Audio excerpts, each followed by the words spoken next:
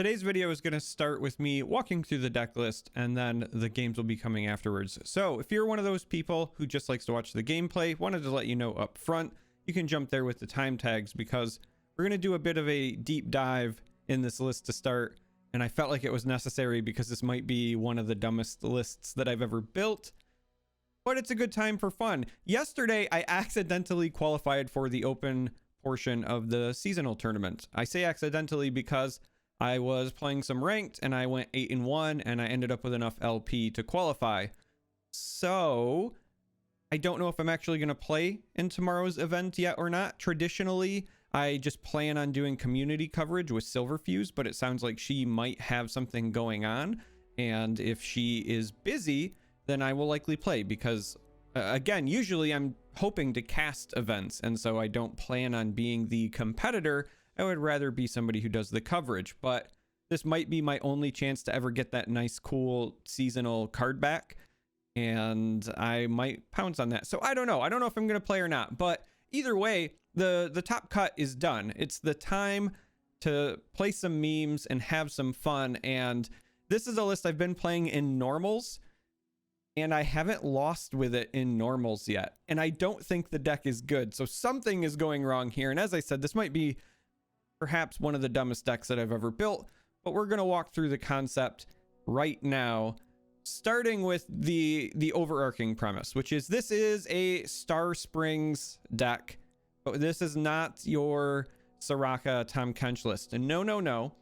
This is going to be Soraka and Braum, and again, rocking Star Spring here. So what I decided to do was basically take the half of Scar Grounds that cares about hurting the entire board and your own units, and combine it with the Targon half that cares about healing and Star Springs. And I originally started with the concept because I was unironically trying to think of more decks that can run the Freljord control package, because as you start to think about seasonal lineups, if you expect a lot of aggro and you're trying to build an anti-aggro lineup, you're probably going to be running Lissandra and Trundle, and if they are going to be targeting that with their ban, having another anti-aggro tool is good, and Scargrounds is a natural choice there if you want to play that.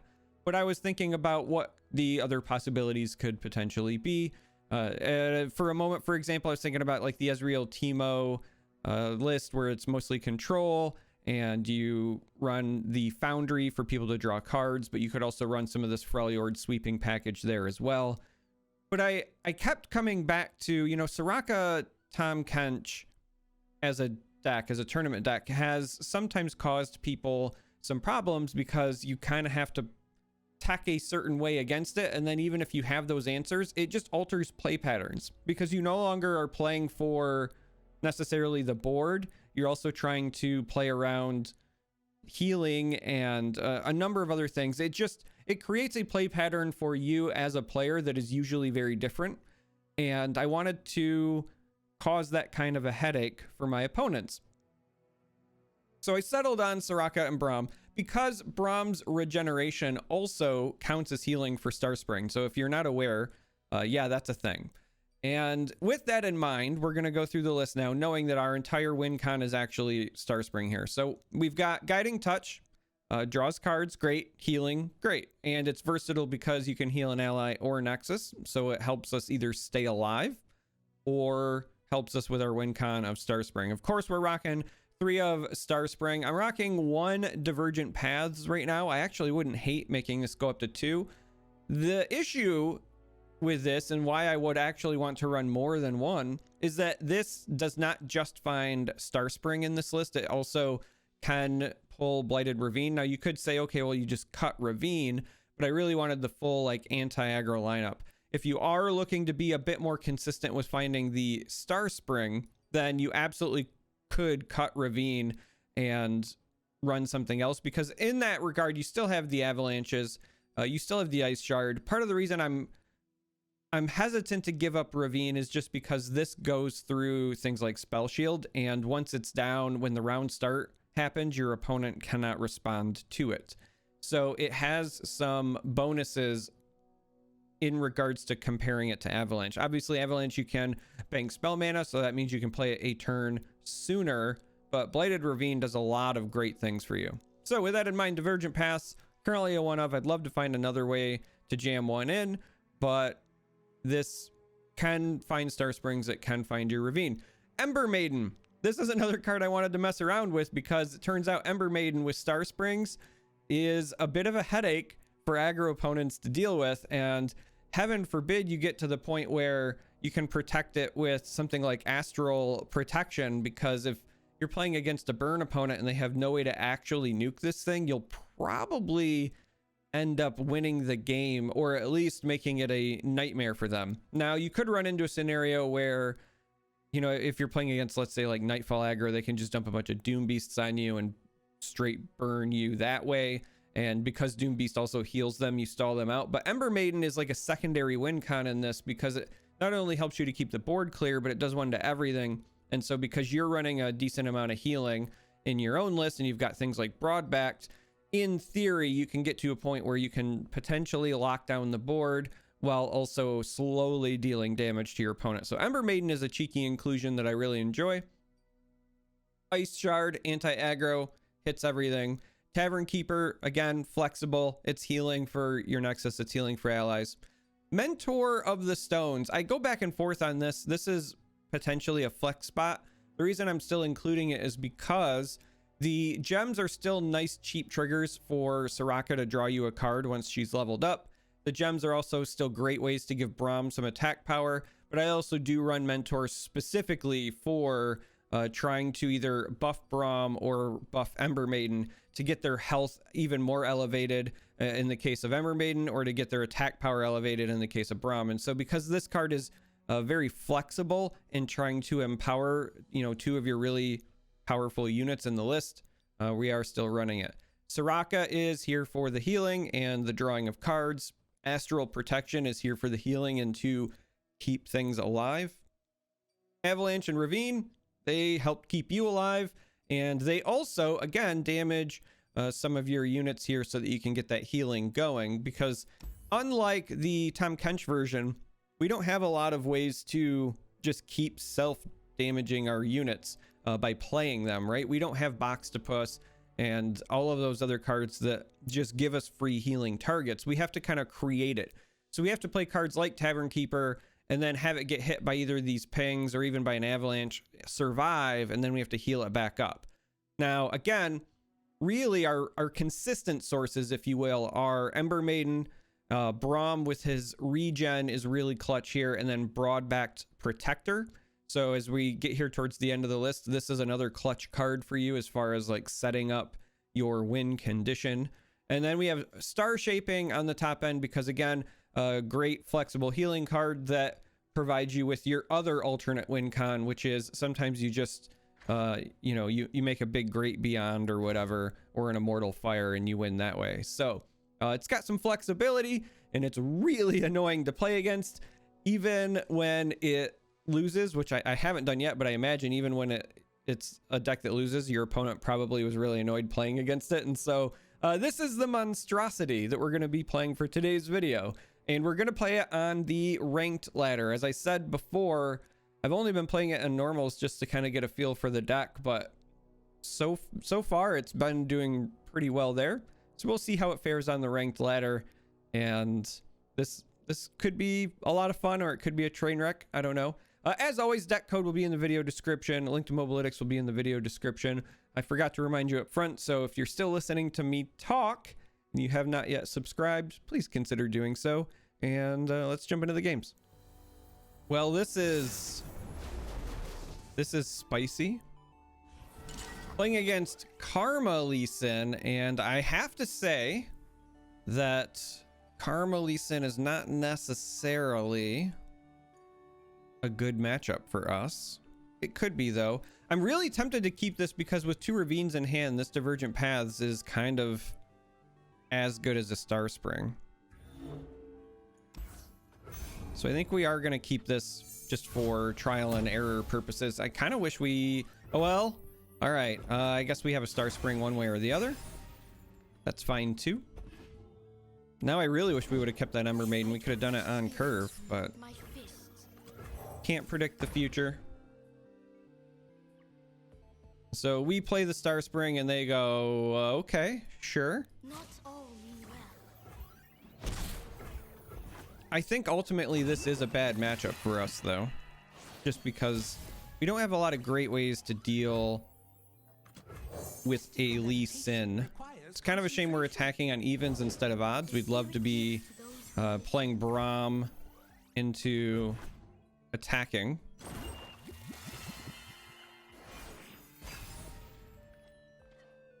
But it is what it is. Here comes the Fangs. Fangy Fangs. And we'll go ahead and play a Braum. Now they could have grabbed Equinox, for example. Equinox on this is a bummer because we don't get the gems or the buff. Oh ho ho! No, they. I am shocked right now. I have no actual idea why you would not just kill my Braum there, unless they are afraid of me running Elixir. That feels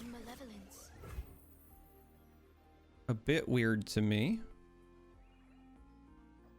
Let's see if they have a deny here.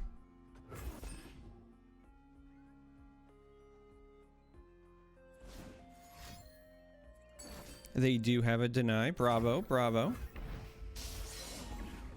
It's yet another reason why I like keeping the ravines in the lineup. So in this instance, we're just going to get rid of the Fang then. Should be safe at our 5 health with the 1 mana. We'll get a Poro out of it. But also, again, because of the regen, right? If we watch here, we're going to get the 1 healing, but then when the regen triggers, it pops up to the full 3. So if we can keep Braum alive, it's a potential win con, but that's a pretty big if because Lee Sin's going to love to bounce our or Braum here. I kind of want to pass, but I think I want to play one of these ravines, and I'm afraid that if I pass, they may as well just end up passing. So I think we're gonna do just that. Let's go ahead and develop a ravine here.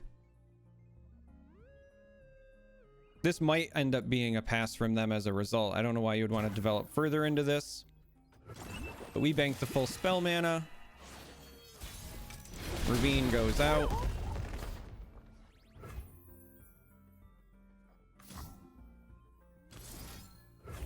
We can gem up our Braum here.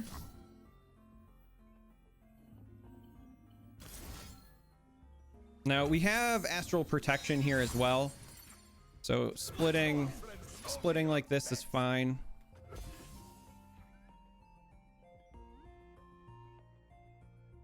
Even though our win con right now is technically Star Spring, we still want to push damage because you never know when they might comment it.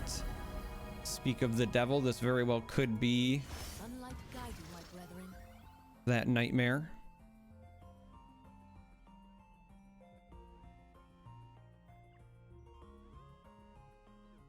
I think we're gonna go with a Protector.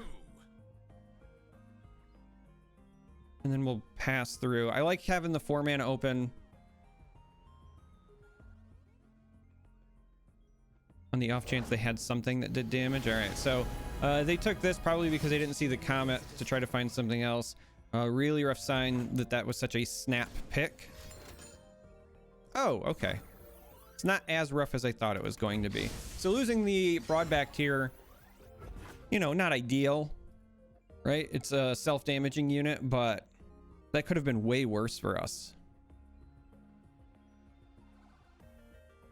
The last thing you want is a comet on Braum or on our Star Spring here. So Star Spring's currently at 5. It should go up to 8 at the end of this round. Do they need our help?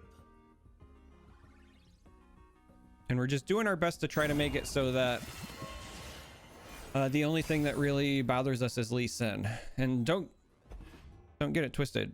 Lee Sin bothers us. Like, we are not happy. So this is not good. They snap picked something there as well. That very well could be the supernova that we don't want to see. Cosmic rays is also kind of rough. All right, here we want to develop a Soraka. By the power of the stars, to heal and protect. I'll leave that first part to you, Soraka. And then it's kind of rough because we really also want to play this Ravine for next round, but we also want to get healing this round. So I think we're going to try the Shard. Now, again, this can be hit by Notify. This can be hit by Deny. Or we get a Surrender! Okay. We have determined our Not what I was expecting at all. But as I said before, this list has been really surprising to me lately. So that's game one. Let's go play another. Well, this is, I think, a nightmare matchup. Right? I can't imagine a situation where we actually beat TLC. What? All right, on to game three. Zoe and Diana is rather interesting. This could be something like Nightfall. I think we're going to keep the Spring and the Ravine. We get a Protector here as well. Okay, okay. What we would be worried about in this matchup would be the Targon side of things. Again, Invoke into Obliterates and such. I mean, we're obviously worried about the damage too. Let's not confuse anything there. Lunari, rise.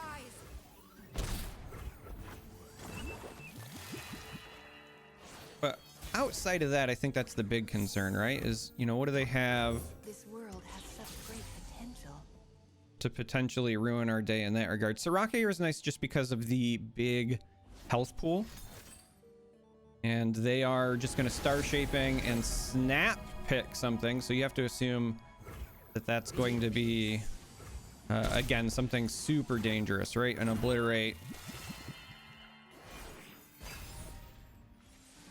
that they can just save up for.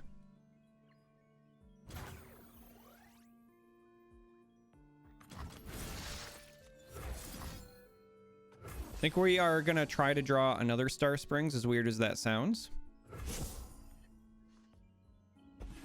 We don't get it, but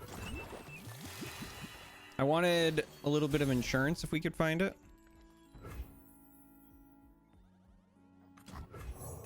Here we're going to develop the Braum.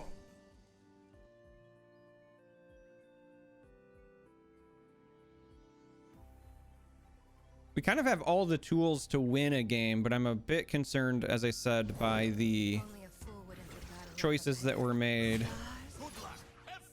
Take heart. They took the Invoke, which I said is usually nightmarish, and they snap picked it. I mean, it was fast. So here's another one.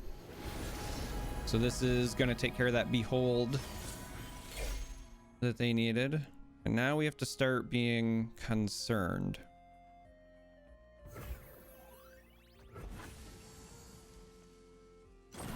Because there's a number of things that kind of hose us. Cosmic Rays nukes the board. Obviously, anything that nukes our Star Springs sets us back considerably. But they're already up to 8, where Cosmic Rays could be an issue. The strength of the sun and my faith are one. We'll go ahead and develop a Ravine.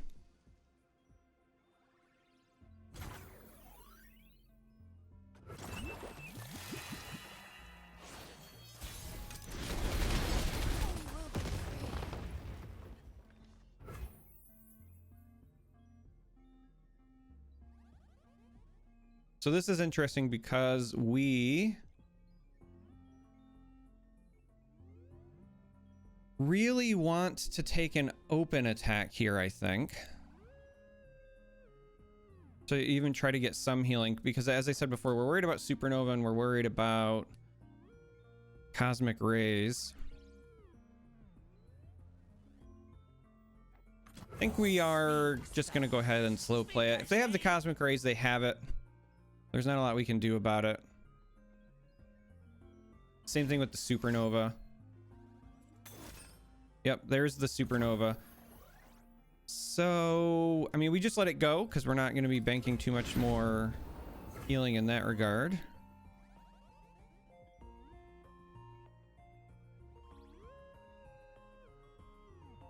And now the question becomes, how do we want to navigate this further? Let's start with a heal here.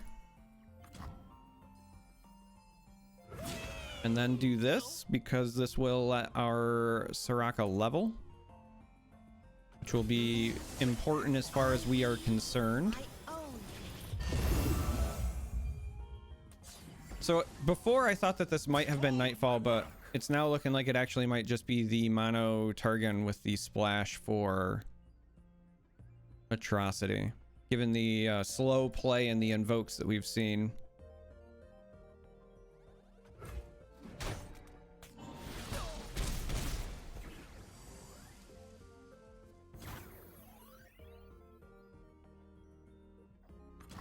And I think I want to get this developed so we have a target to heal so that we can start digging with our Soraka. Stand back.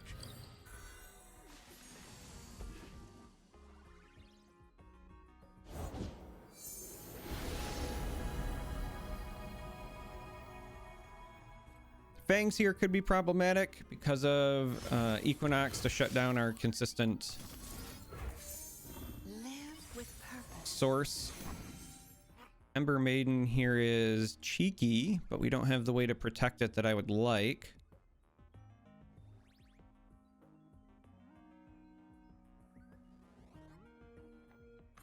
And so I think we're just going to play the Ravine here. It clears up this while setting us up potentially for a decent open attack, and it might further deter them from developing. Weapons golden as the dawn.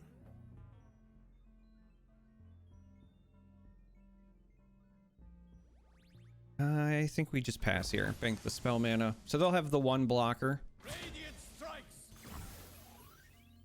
And I think we're also fine with just taking the damage. Gives us an opportunity to dig a little bit deeper.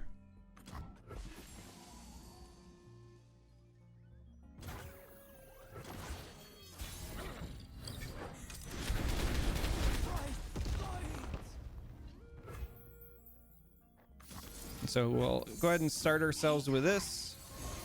Live with purpose. The touch is a nice pickup, but again, still no Star Spring. Losing that first one hurt, but as I said before, sometimes you have to give yourself the alternative win cons. So we're going to go ahead and do this. Try to push some more damage. Focus on me.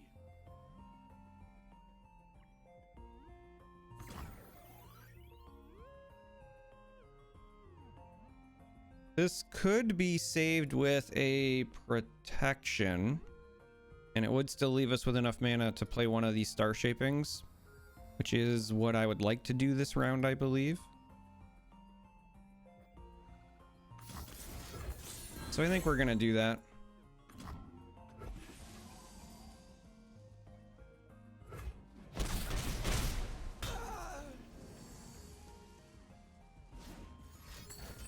They have another supernova, huh? Well, we'll just go ahead and start setting up our own. So here's that Great Beyond I was talking about that can sometimes be that alternate win condition. We had our backup Soraka as well. Braum there is a nice choice. Now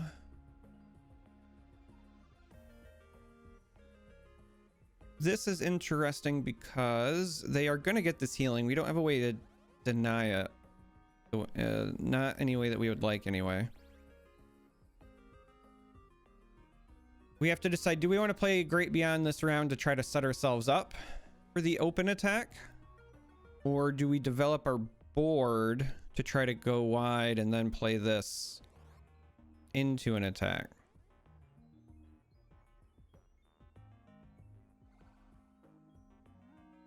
That is the question. I think I want to go with developing the board here. And the reason for that is because with these Ember Maidens coming down, we can actually push some additional damage on top of it.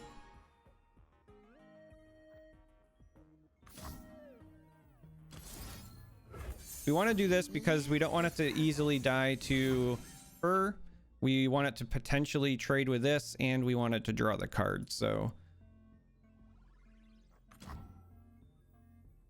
I think we go with Braum, and then, as I said, maybe try to get an Ember Maiden down.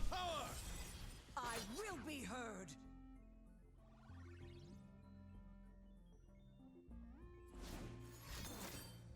And that's why I was saying the maybe.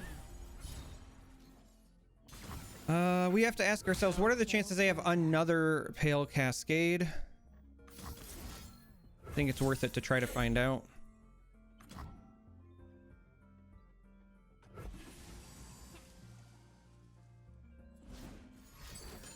They have a Hush, so that's fair. We got a Hush out of them, which is important because if we do try to go with this Great Beyond play this next round, that's important.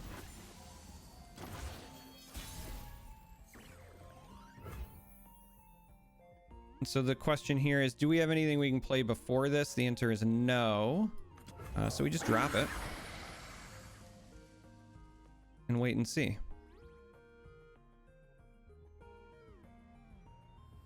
It's at least threatening lethal. Now, they could still have more healing, right? They could have more star shapings.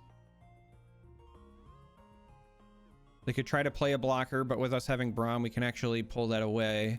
They could have something like a Hush, but they have to ping the spell shield off. So really what we're most concerned about is just more healing, I think, at the current juncture.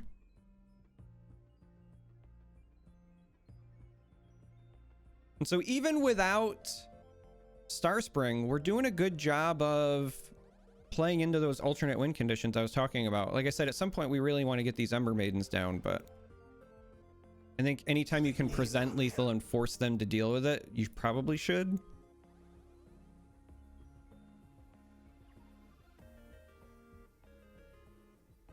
And this is a good sign for us that they're taking their time, because that means that they're forced to make decisions that they don't want to make, which is what I like to hear.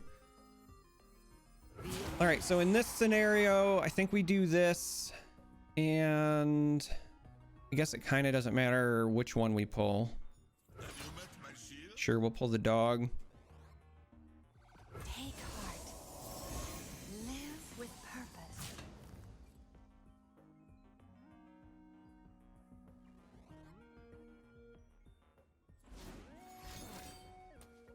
So they have the Cascade coming. Still plenty of mana available for the star shaping. That's not an option now, so They could not break me. maybe it is the touch. I mean, they are digging, right? And they still have 4 mana, so now at this point it's got to be touch, and that's gonna be it. Victories abound with quite possibly the dumbest deck that I have built to date. Like, I laugh every time I win because every time I look at the list, I'm like, there's no way this should work. I'm in disbelief that this works. There's no way this should work, and then it keeps working. So anyway, if you made it this far, I appreciate you. Hopefully you will enjoy the list. As I said before, deck code in the video description, link to Mobalytics in the video description. But if you're looking to have a good time, this is a surprisingly resilient yet fun list. So anyway, I love you. Thank you for watching. Consider subscribing. And until next time, may you walk on warm sands.